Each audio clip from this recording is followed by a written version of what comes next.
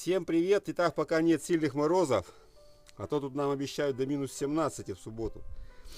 Разбираем ступицу при помощи набора инструментов, которые, конечно, не лишний, вовремя куплены еще в городе. Ну а источник информации, то бишь ноутбук с открытой страницей, где там все нарисовано, сказано, рассказано.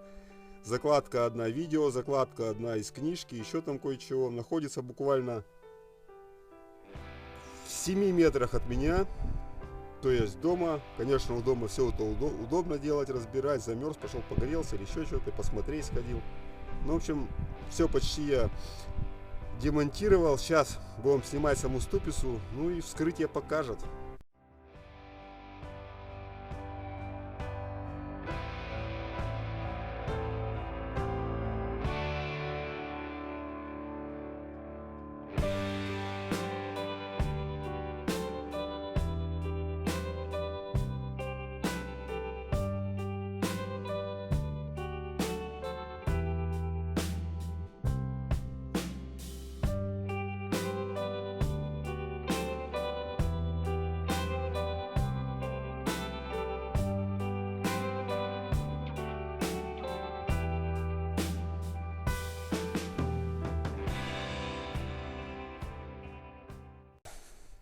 Как и предполагалось,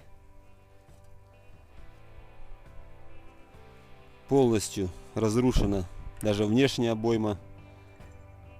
Кусок отвалился, вся стертая. Это вот все, что осталось от нее.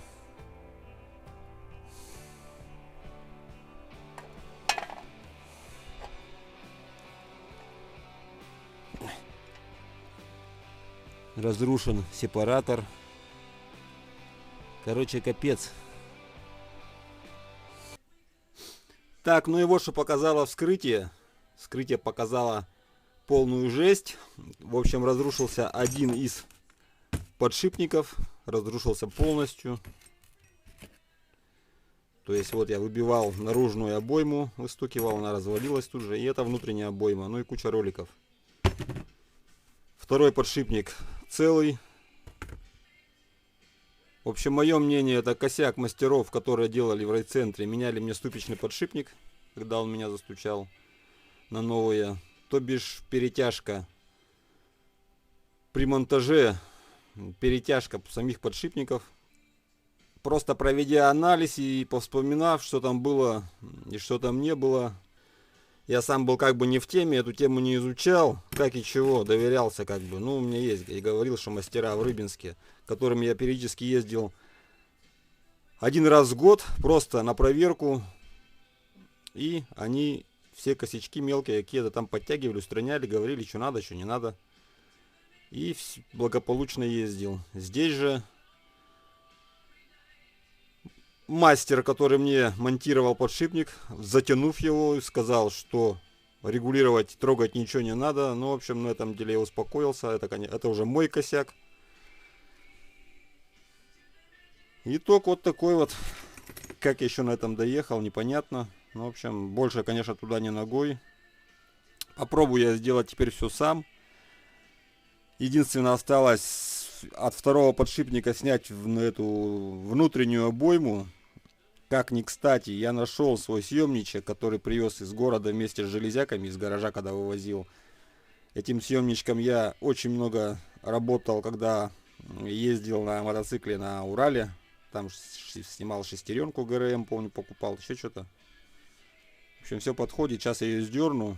И если в выходной не подвезут ремкомплект, я буду дело это собирать сам. Так что вот такой результат моего необдуманного поступка.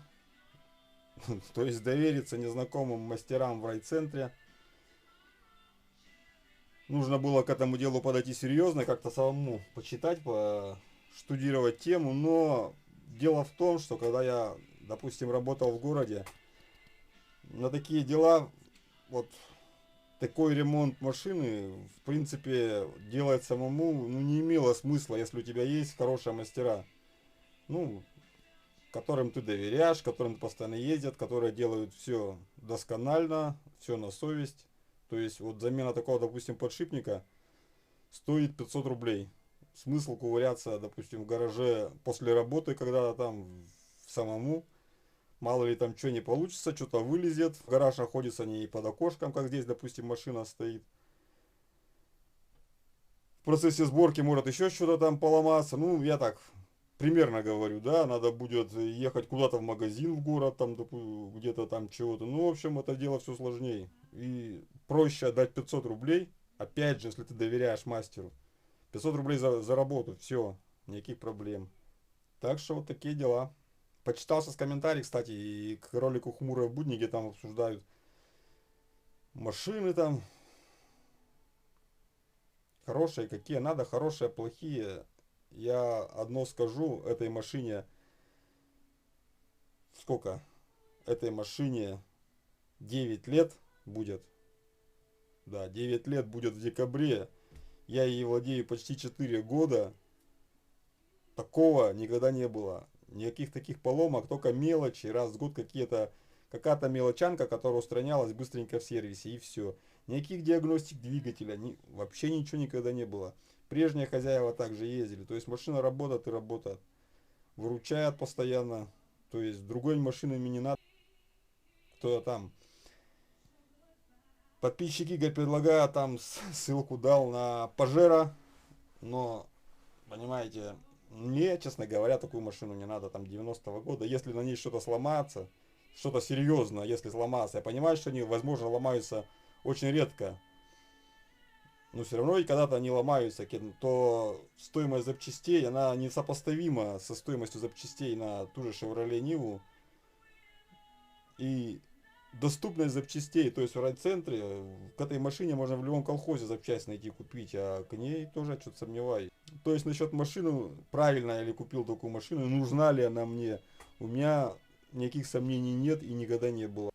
Так что такие дела будем собирать. Ну, на этом все. Всем удачи, всем пока.